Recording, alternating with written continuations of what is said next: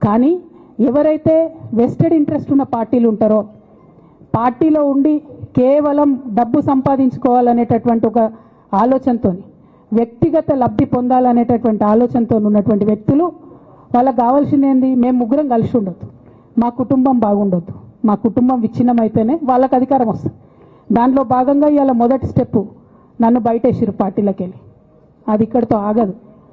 నేను గౌరవనీయులు పెద్దలు దైవ సమానులు కేసీఆర్ గారిని విజ్ఞప్తి చేస్తా ఉన్నా, మీకు ఒక సూచన చేస్తా ఉన్నా. దయచేసి మీ చుట్టూ ఏం జరుగుతున్నదో ఒకసారి చూసుకోండి నాన్న. నన్ను ఇవాళ బయటకు పంపొచ్చు, నేను మీలాగా స్ట్రేట్ ఫార్వర్డ్ ఉంటా, నిజాలు మాట్లాడతా.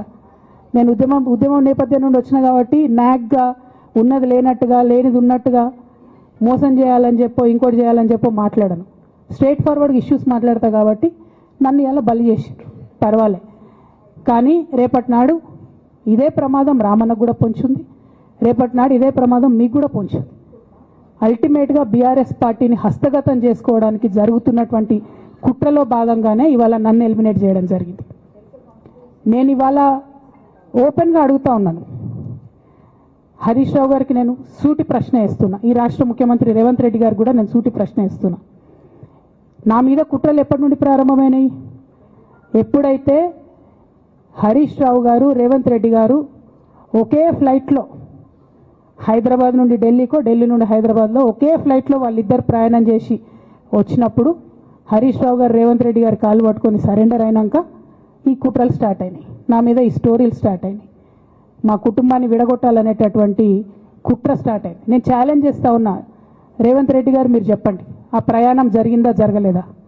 హరీష్ రావు గారు మీరు చెప్పండి, ఒకే ఫ్లైట్లో మీరు రేవంత్ రెడ్డి గారితో కలిసి వచ్చిండ్రా రాలేదా? ఆ తర్వాత నుండే నా మీద ఈ కుట్రలు జరుగుతున్నాయా లేదా? సరెండర్ అయింది మీరు. ప్రతి ఒక్క విషయంలో దాదాపు ఒక 7-8 ఇష్యూస్ ఉన్నాయి, ఇన్సిడెంట్స్ ఉన్నాయండి. అఫీషియల్ పిఆర్ఓ ట్వీట్ చేస్తాడు, Congress party official PRO tweet చేస్తాడు, ముఖ్యమంత్రి గారు పిఆర్ఓ, ఈ పాల వ్యాపారంలో అవినీతి జరిగిందని. తెల్లారి 2-3 పేపర్లలో వస్తుంది, 3వ రోజుకి మాయమైపోతుంది. అదే కేటీఆర్ గారినేమో 3 సార్లు విచారణ పేరుతో పిలిచి వేధిస్తారు. అంటే కేసీఆర్ కుటుంబం నికార్స్గా బరిగీసుకొని కాంగ్రెస్ పార్టీతో రేవంత్ రెడ్డితో కొట్లాడుతున్నాం కాబట్టి మా మీదనేమో కుట్రలు జరుగుతాయి, మా మీదనేమో కేసులు పెడతారు. మీ మాత్రం 1 or 2 days హెడ్లైన్స్ వస్తే తర్వాత న్యూస్ గాయబవుతుంది. ఎన్ని జరగలే చెప్పండి హరీష్ రావు గారి విషయంలో? ఫస్ట్ పాల వ్యాపారం మీద ఏమొచ్చినాయి ఆరోపణలు? ఆనాడు బీఆర్ఎస్ పార్టీ గవర్నమెంట్లో SC ST BC హాస్టళ్లకు Harish Rao గారి పాల వ్యాపారం నుంచి పాలు సప్లై చేసిరనే ఆరోపణలు అయోధ్య రెడ్డి గారు ట్వీట్ చేసిరు. గతం 2 రోజులు పోయిన ఆరోపణ, ఎందుకు? సరెండర్. నెక్స్ట్ ఒక అభియోగం చేసిరు ముఖ్యమంత్రి గారు, రంగనాయక్ సాగర్ దగ్గర ఈయన ఫామ్ హౌస్ ఉంది, అది ప్రభుత్వ భూమి, కబ్జా చేసిండని. 1 day headline, 3rd day news గాయబ్, నో కేస్ నథింగ్. కేటీఆర్ పరిస్థితి ఏంటి? ఎన్ని కేసులు పెట్టిరు కేటీఆర్ అన్న మీద? ఎన్నిసార్లు పిలిచిండు విచారణకు? ఇవన్నీ పక్కన పెడదాం, నిన్నటి లేటెస్ట్ ఇష్యూ మాట్లాడదాం. కాళేశ్వరం కానీ ఇంకోటి కానీ ఏ ప్రభుత్వంలో అయినా పొలిటికల్ పాలసీ చేసేవాళ్ళు, విధానపరమైన నిర్ణయాలు తీసుకునే వాళ్ళు ముఖ్యమంత్రులు ఉంటారు. కింద ఉన్నటువంటి మంత్రులు దాన్ని ఎగ్జిక్యూట్ చేయాలి. కేసీఆర్ గారు ఒక పాలసీ డెసిషన్ తీసుకున్నారు, నేను కాళేశ్వరం ప్రాజెక్టు కడతా, దానికి ఇన్ని డబ్బులు ఇస్తా అని. ఆనాడు మంత్రి ఎవరు? ఎగ్జిక్యూషన్ చేయాల్సింది ఎవరు? 2014 నుంచి 2018 వరకు తుమ్మిడిహెట్టి దగ్గర నుంచి మేడిగడ్డకు స్థలం మార్చినప్పుడు మంత్రి ఎవరు? ప్రాజెక్టులు డిసైడ్ చేసినప్పుడు మంత్రి ఎవరు?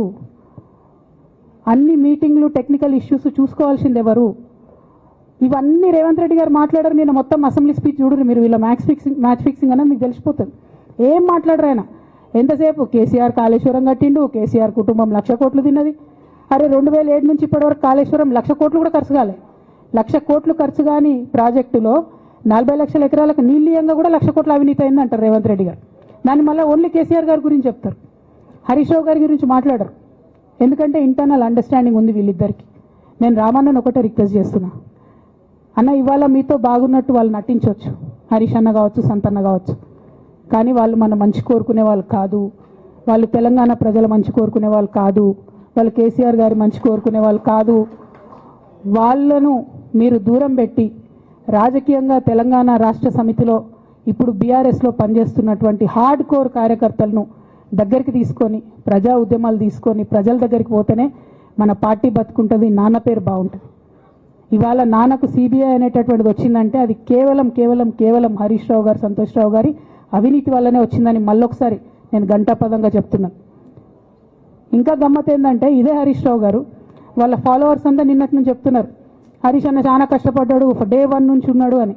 డే 1 నుంచి లేడండి. చాలామంది రిపోర్టర్లకు తెలుసు, సీనియర్ రిపోర్టర్లకు డే 1 నుంచి లేరు.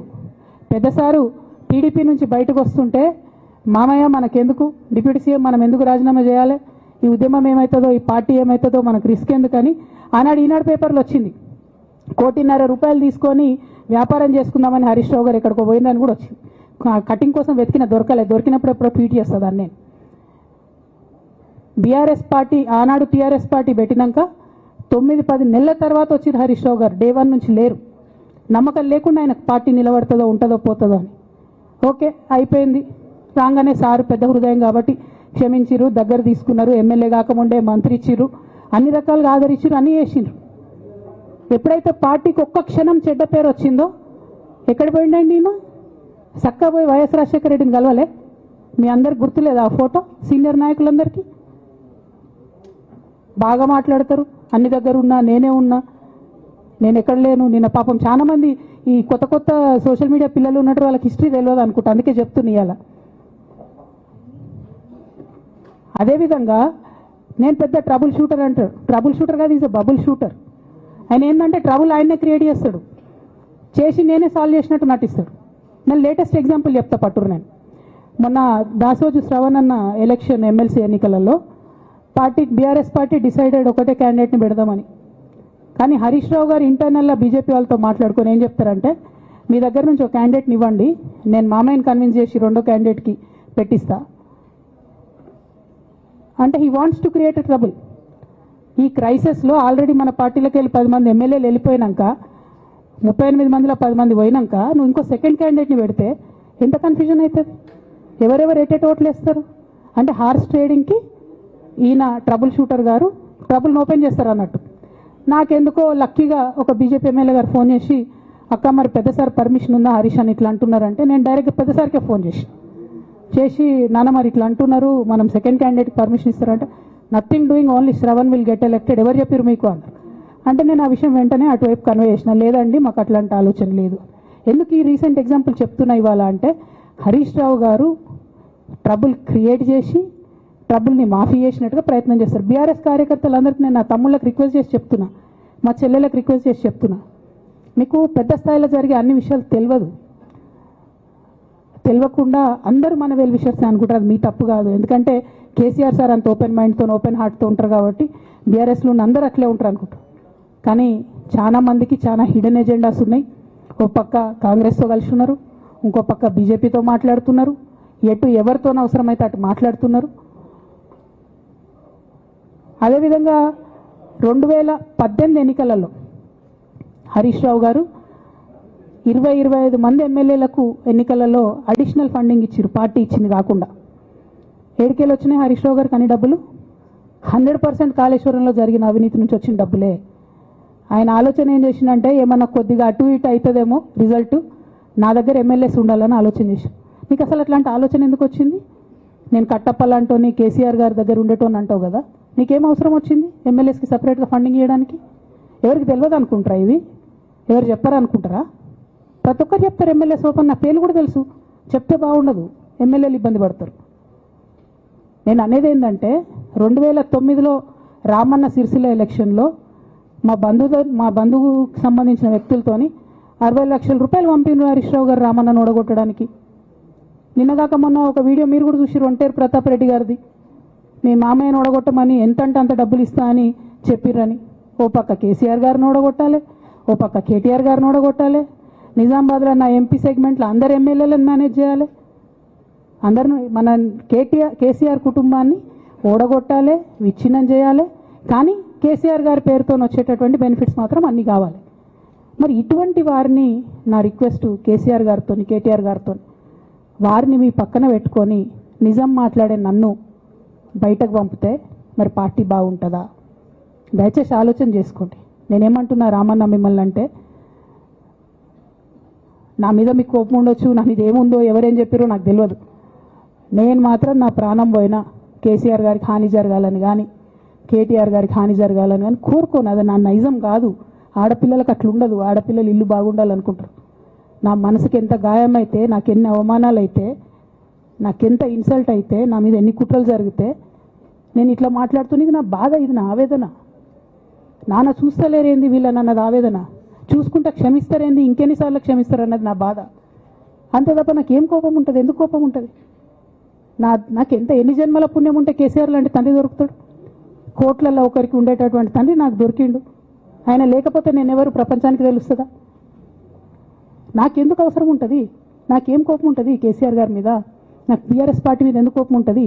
నాకు 27 సంవత్సరాలు ఉన్నప్పుడు నేను నా కొడుకుని చిన్న పిల్లగాన్ని పసిగుడ్డుని ఎత్తుకొని ఇక్కడికి వస్తే ఆ రోజు నుంచి ఈ రోజు వరకు నేను రోడ్డు మీదనే ఉన్నా, ఉద్యమాలే చేస్తున్నా, పోరాటాలే చేస్తున్నా, తెలంగాణ ప్రజల కోసం పనిచేస్తున్నా.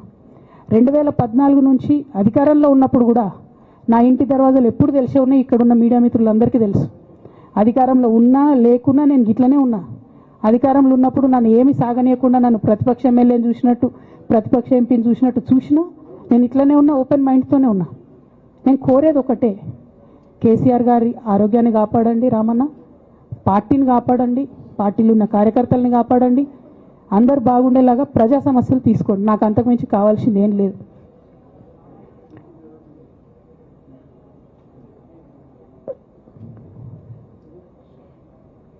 కానీ మొన్న అసెంబ్లీలో అర్ధరాత్రి దాకా పెట్టి రేవంత్ రెడ్డి గారు కేసీఆర్ గారిని తిడుతుంటే దయ్యాలు వేదాలు వాళ్ళు ఇస్తున్నట్టు అనిపించింది నాకైతే. దానికి ఈయన హీరోలాగా ఎదుర్కొన్నాడు, ఈయన 6 అడుగుల బుల్లెట్ అని పార్టీ అంతా ట్వీట్ చేస్తే, మరి 6 అడుగుల బుల్లెట్ ఎవరికి గాయం చేస్తుంది? ఎండ్ ఆఫ్ ద డే ఇవాళ అయితే నన్ను గాయపరిచింది, రేపు రామన్నను గాయపరుస్తారో కేసీఆర్ని గాయపరుస్తారో. జాగ్రత్తగా ఉండండి రామన్న, నేను చెప్పేది ఏం లేదు. జాగ్రత్తగా ఉండండి, కేర్ఫుల్గా ఉండండి. ఎట్ ద సేమ్ టైం ఈ హరీష్ రావు గారి కారణంగా గమ్మత్ ఏముంటుందంటే, ఒకసారి హంపీకి పోతారు వీళ్ళందరూ, మీ అందరూ తెలుసు ఆ స్టోరీ. హంపీకి పోయి పాటలు పాడుకుంటారు, మొత్తము చాలా మంది కలిసి కేసీఆర్ గారిని చాలా అవమానకరంగా మాట్లాడతారు, ఒక పార్టీని వెనుపోటు పడదామని డిజైన్ చేశారు. ఇదంతా వీరికి తెలుసు, హరీష్ రావు గారికి తెలుసు. నేను ఆ రోజు సాక్ష్యం ఉన్న హరీష్ అన్న వచ్చి లిటరల్లీ రామన్న చేతులు పట్టుకొని, అరే మామయ్యకి ఎప్పుడా సింక్ ఆర్ సేల్, నేను మామయ్యతోనే ఉంటా అని చెప్పి అక్కడ మాట్లాడుకున్న వాళ్ళందరూ పెద్దసారి దగ్గర అవుట్ చేసిండి. ఆ తర్వాత పర్యవసానంలో ఈటల రాజేంద్ర అన్న బయటికి వెళ్ళడం.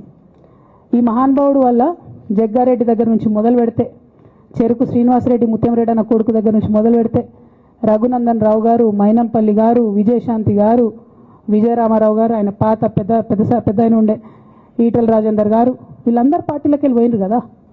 పోలేదా? ఇవన్నీ హరీషన్న చేసినాయి కాదా? ఆనాడు దుబ్బాక ఉప ఎన్నిక ఎందుకు ఓడిపోయినాం? దుబ్బాక ప్రజలకు ఇప్పటికి కూడా గుర్తుంటుంది. వాళ్ళందరూ ఒకటే మాట చెప్తారు, ఈయన సిద్దిపేటకు తప్ప రూపాయి రానియాడు దుబ్బాకకు, ఈయన వచ్చి ప్రచారం చేసిండు కాబట్టి మేము ఓటేయాలని ఓపెన్గా చెప్పారు ఆనాడు ఎన్నికలలో. దానికి ఏం రాపించుకుంటాడు ఈయన పేపర్లల్లో? ఒంటరి పోరాటం చేసి ఓడిన హరీష్ రావు. అసలు ఓడిపోయిందే మీ వల్ల కదా. మీరు మీడియా మేనేజ్మెంట్లో సూపర్ అలా డౌట్ ఏం లేదు. రామన్న యూట్యూబ్లు మేనేజ్ చేసి నా మెయిన్ స్ట్రీమ్ మీడియా మేనేజ్ చేస్తాడు అంతే, అంతకుమించి వేరే ఏం లేదు. నేను రామన్నని రిక్వెస్ట్ చేస్తున్నా, అన్న మీరు కూడా ఆ స్కిల్ నేర్చుకోండి అన్న. అట్లనే ఈటల రాజేందర్ గారు ఉప ఎన్నిక దగ్గరుండి హరీష్ అన్న గెలిపిలేదా అండి ఈటల రాజేందర్ని? ఆనాడు పీసీసీ అధ్యక్షుడిగా ఉండి రేవంత్ రెడ్డి గారు ఏమంటారు, కాంగ్రెస్ పార్టీ ఓడిపోతుంది ఇడా అని చెప్పారు. ఆయన ముందే డిక్లేర్ చేసిండు, ముందే చేతులు ఎత్తేసిండు. హరీష్ అన్న ఆడ పోయి కూర్చొని మరి ఈటల రాజేందర్ అన్నని గెలిపించొచ్చాడు. ఈ బంధం రేవంత్ రెడ్డి గారిది హరీష్ రావు గారిది అప్పటి నుంచి కొనసాగుతుంది, కొత్త బంధం ఏం కాదు ఇది.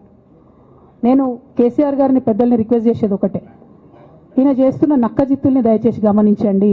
ఇవాళ నేను బయట పోతా కావచ్చు, నాదేముంది, ఉద్యమంలోకి వెళ్ళి వచ్చినా వాళ్ళ ఉద్యమంలోకే పోతా, నాకు భయం ఏముంటుంది, నాకు ఎన్నడూ పదవుల మీద ఆశ లేదు.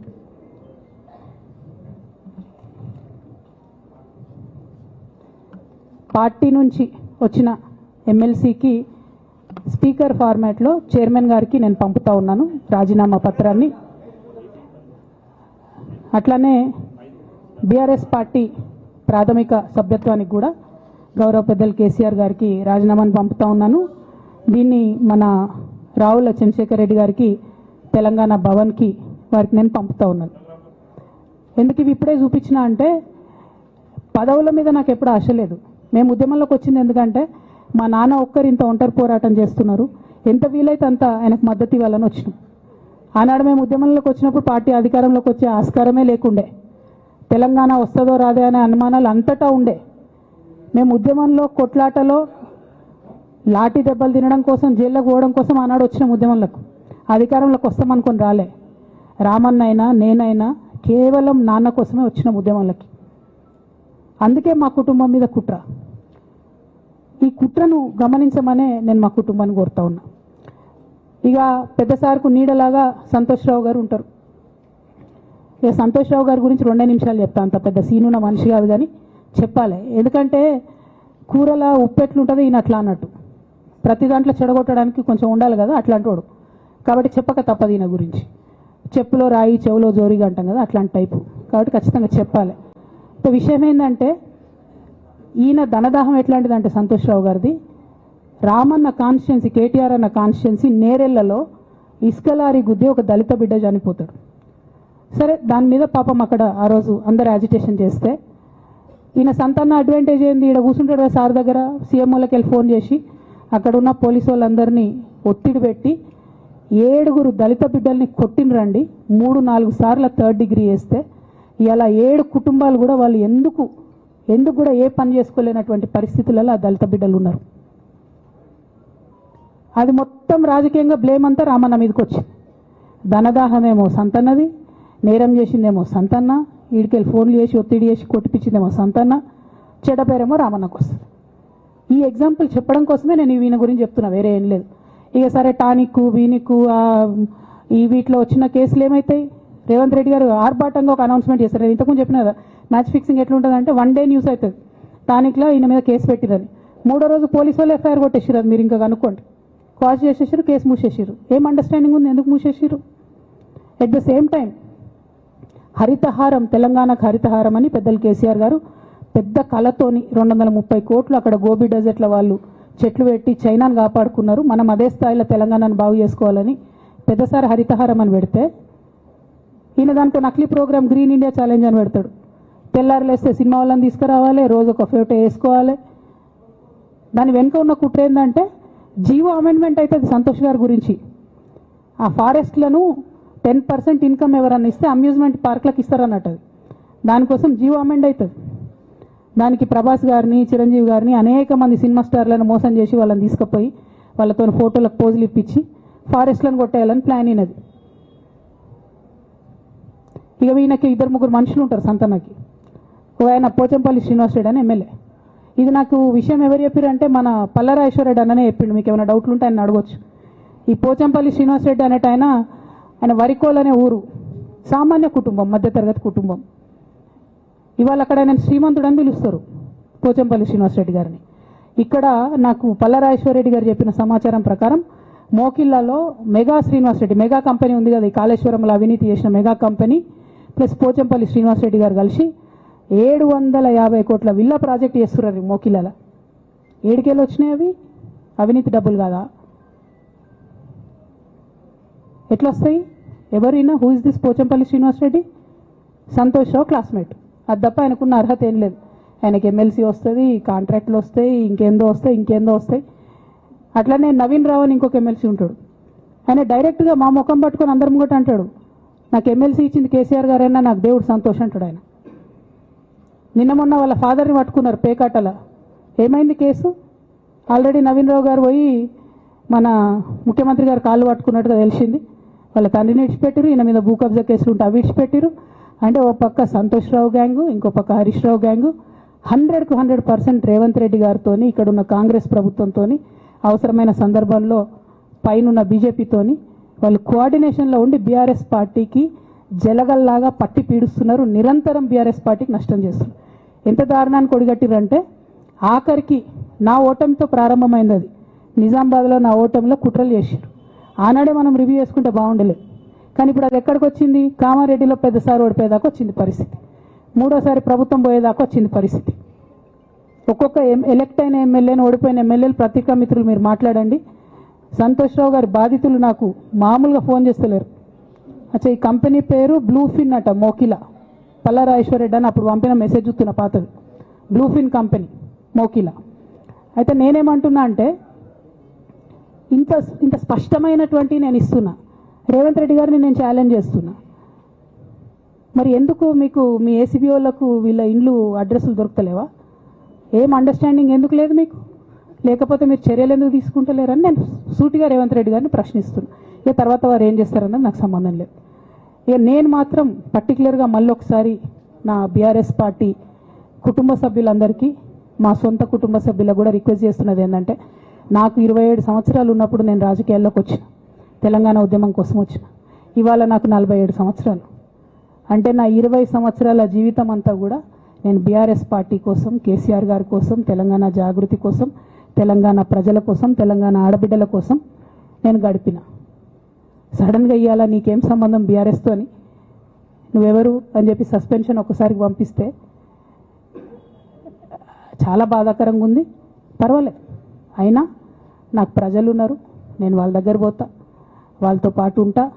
కానీ బీఆర్ఎస్ పార్టీలో ఉన్న నాయకులకు, కార్యకర్తలకు రిక్వెస్ట్ చేస్తాను, సోషల్ మీడియాలో వచ్చే పిచ్చి పిచ్చి పట్టుకొని ప్రజాప్రతినిధులు ప్రెస్ మీట్ పెట్టింది నిన్న భవన్లో.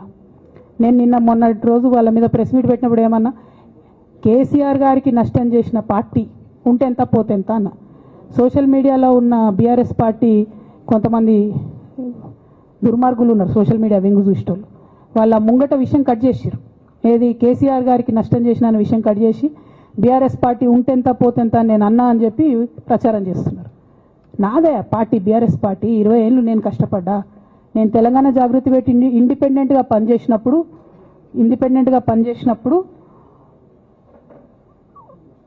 ఓటేయమని ఎవరికి చెప్పినా? నేను బీఆర్ఎస్ పార్టీకి ఓటేయమని చెప్పినా కదా. నా జీవితంలో ఇంతవరకు నేను ఇంకో పార్టీకి ఓటేయమని చెప్పలే, ఇంకో పార్టీకి ఓటేయలే. ఎట్లయితే కంప్యూటర్లో హార్డ్వేర్ ఉంటుందో అది బీఆర్ఎస్ పార్టీ, సాఫ్ట్వేర్ తెలంగాణ జాగృతి. శరీరం బీఆర్ఎస్ పార్టీ అయితే ఆత్మ జాగృతిగా పనిచేసినాం, తెలంగాణ ఆత్మగా పనిచేసినాం. మేము తెలంగాణ ఆత్మగౌరవం కోసం పనిచేసినాం, తెలంగాణ ఆత్మగౌరవ ప్రతీకలైనటువంటి బతుకమ్మ బోనాలను నిలబెట్టడం కోసం పనిచేసినాం. ఆ కాంట్రిబ్యూషన్ ఏం లేదా? నేనేం చేయలేదా పార్టీకి? నిజామాబాద్లో చికెన్ గున్యా వచ్చి బాధపడుతుంటే గల్లీ గల్లీ గల్లీ తిరిగి 2018లో ఒక్కొక్క ఎమ్మెల్యేకు ఎంత తిరిగినా అన్నది అక్కడ నిజామాబాద్ ప్రజలకు తెలుసు. ఏం కాంట్రిబ్యూషన్ లేదా అన్నది? ఓన్లీ హరీష్ అన్నది సంతన్నదే ఉన్నదా కాంట్రిబ్యూషన్? వీళ్ళు మేకవనే పులులు నాన్న, వీళ్ళు మీ ముంగట నటిస్తారు అంతే, బయట వాళ్ళ నిజస్వరూపం వేరేలాగుంటుంది. యాజ్ అ డాటర్గా రిక్వెస్ట్ చేస్తున్నా, ఒకసారి ఆలోచన చేయండి వాళ్ళ గురించి. నాకేమొద్దు, నన్ను పార్టీలోకి వెళ్ళి సస్పెండ్ చేసి నో ప్రాబ్లం, కానీ వాళ్ళని పార్టీలో ఉంచుకుంటే పార్టీ ఎట్లుంటుంది అన్నది మీరు ఆలోచన చేసుకోండి. ఇక అల్టిమేట్గా నేను చెప్పదలుచుకున్నది ఒకటే,